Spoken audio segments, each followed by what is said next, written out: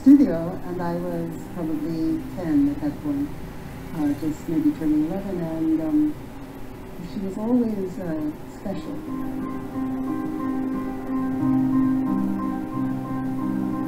She must have been 17 or 18, so young. We opened the piece together, which means that even before the curtain went up, I'm curled like a little ball on the floor. I was 11. She's squatting, you know, on the floor, sitting on the floor, completely covered over me. So that's my strongest memory of her, and it's a very intimate memory.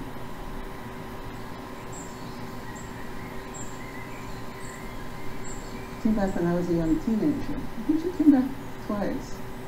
I was a young teenager, and she did a solo, so I remember that. I remember it partly because there was a rumor going around that she had based it on me somehow, because I was always sort of looking at things, and so she made a solo about someone who's always looking at things. And I remember her doing that because her body, the way she could move, it was miraculous.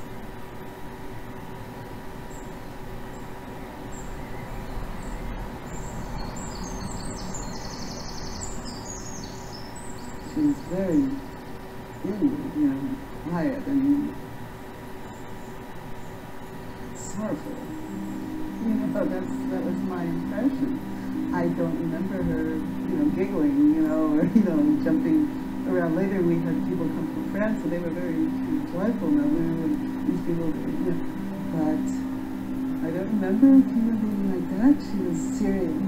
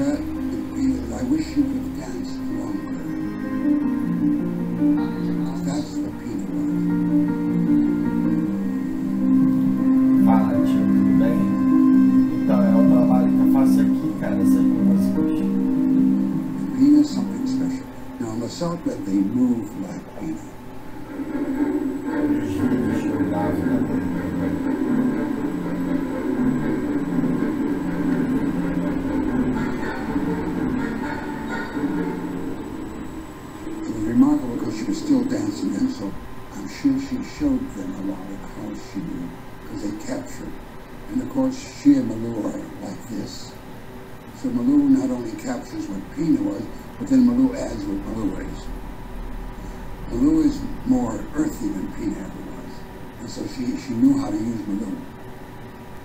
She knew she had the right person. But that's a long soul right here. And Malou doesn't drop it for a minute.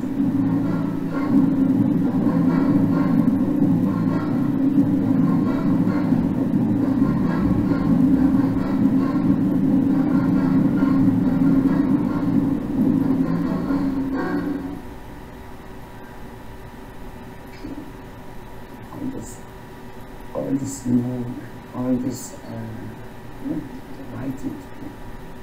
So I'm really lucky because I live this woman. She's a strong woman, incredible, so intelligent, and so sensitive, and so beautiful. She can make you feel unique. You are unique for people. Well, I first met Tina in Saratoga in the summer of '72. It was for the Saratoga Summer Academy Dance Festival. And she was invited by Paul Sanasardo as a teacher, as a choreographer, to research one of her pieces. When we were there in Saratoga, Tina asked us, Manu and I, and she told me that she eventually had a project. She wasn't specific about it. And if I would like to eventually work with her.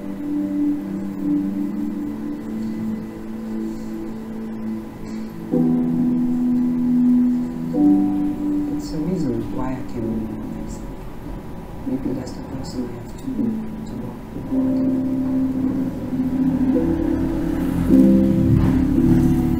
I just felt I want to come in Germany to feel how I feel. How is it to come in Germany? How do you feel? And of course, after New York, it's a bit sad. No? It's, so I came here, and I didn't know. Then and Pina was there, please, I want so much to stay here. And I said, okay, I'll try. And that's it.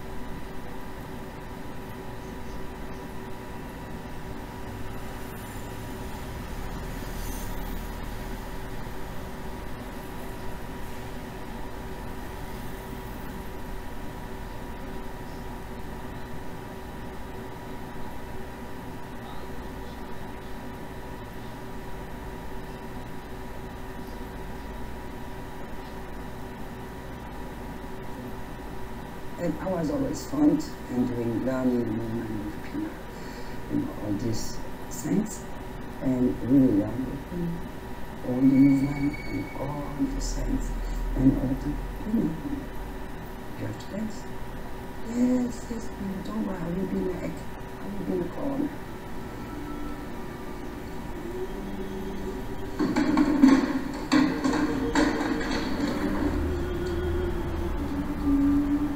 It's a kind of piece about life, about human being, about losing someone, about being separated from someone.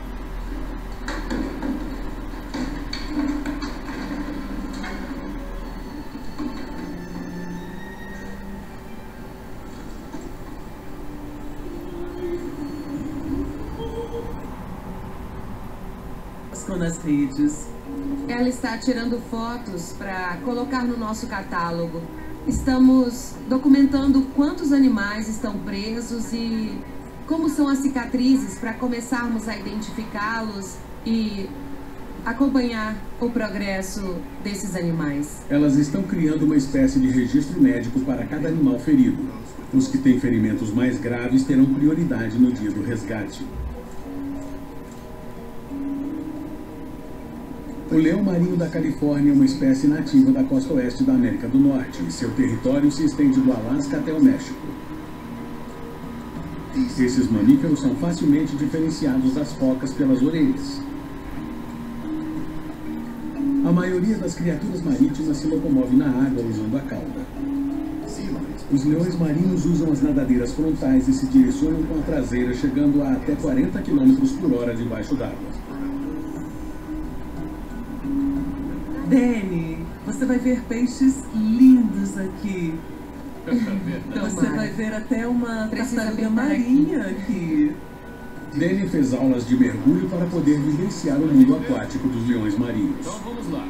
Hoje é o primeiro mergulho dela em mar aberto.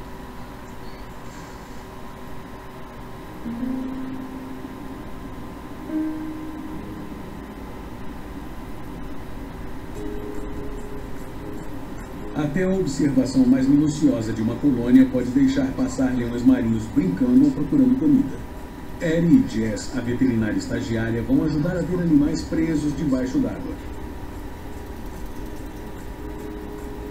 Em espanhol, os leões marinhos são chamados de lobos marinhos e eles deixam bem claro quando querem espaço. Mas é só nadar com os jovens e filhotes para entender por que Dani e Eri os chamam de cachorros marinhos.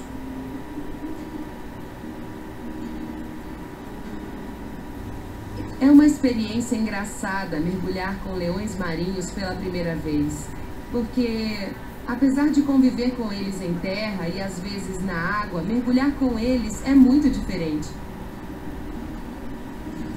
Este lugar é lindo. A visibilidade é ótima e alguns leões marinhos brincaram à nossa volta. Foi incrível.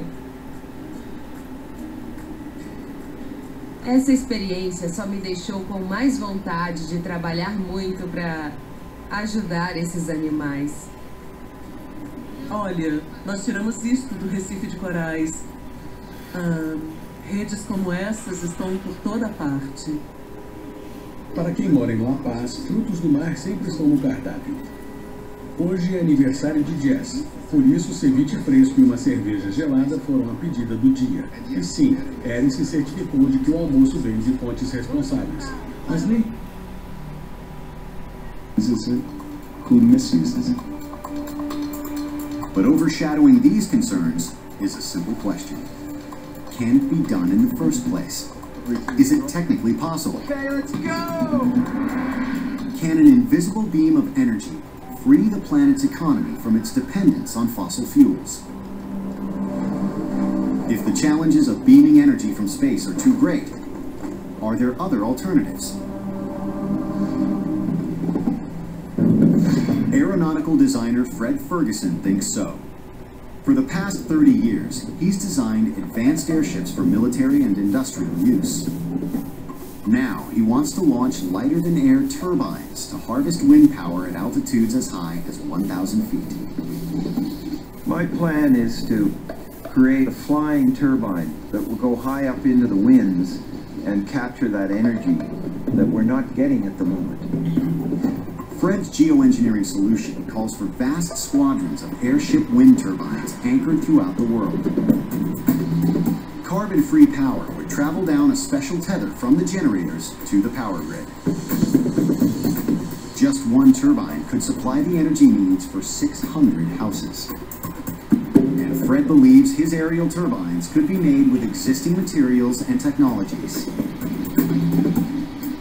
So the question is, can wind energy actually supply all the electricity that humanity needs? And the answer is there's an enormous amount of energy in the wind, and if you could capture it effectively, you could. Could high and low-tech materials be combined to defy the stress of the winds above? We're at 3,700 pounds. Can we channel a new source of power through a long tether less than an inch in diameter? And can the Discovery Channel team conquer the complex laws of aerodynamics to free us at last from carbon-based fuels?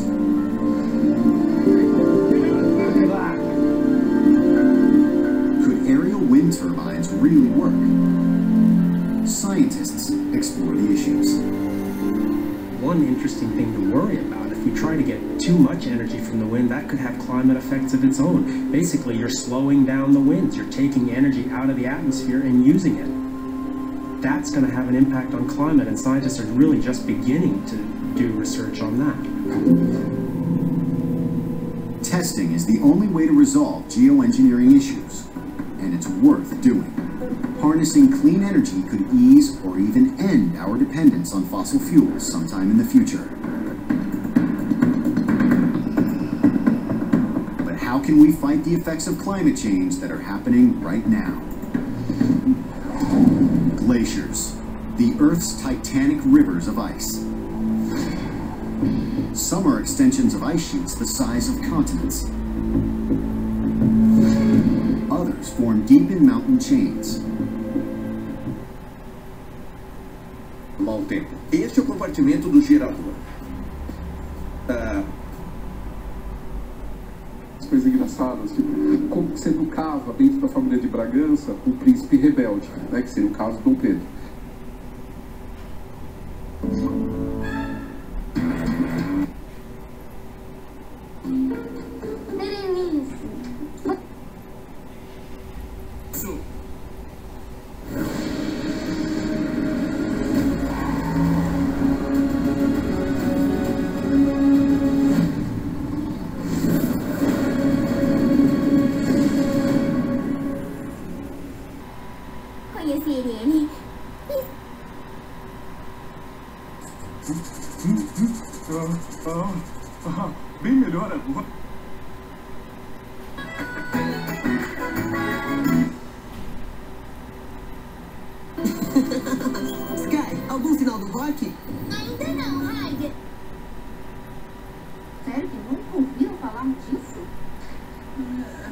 toiletes para sempre.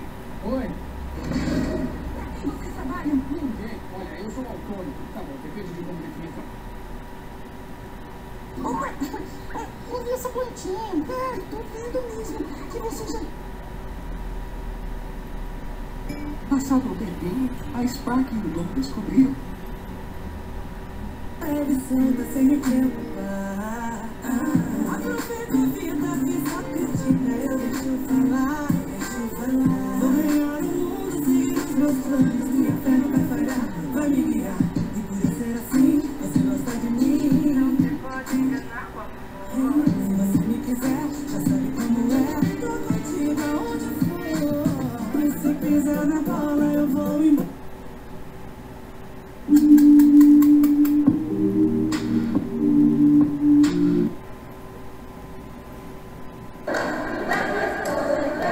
Meu Deus! Meu Deus! A hora da criança tá aqui! Que bom!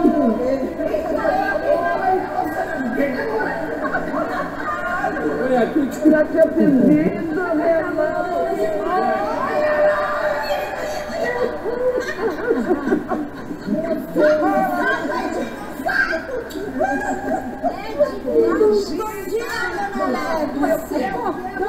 Você sabe que até hoje, pelo Face...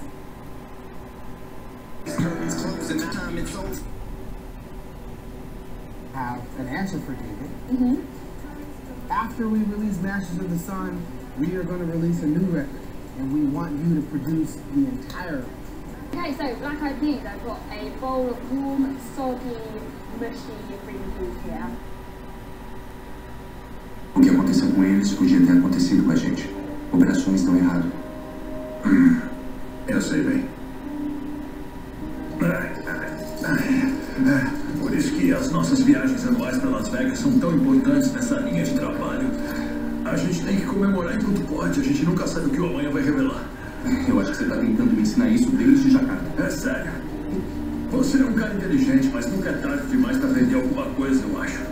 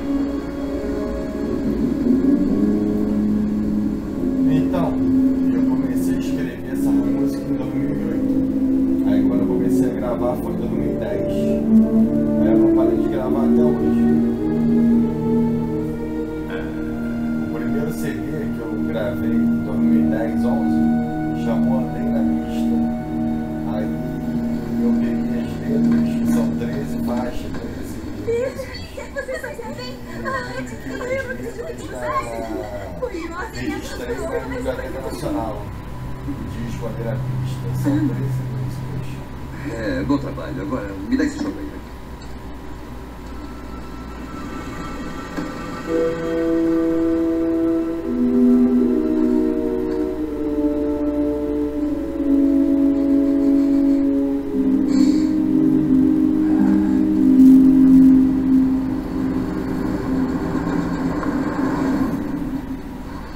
Ajam naturalmente. Ei! Esconde o jogo.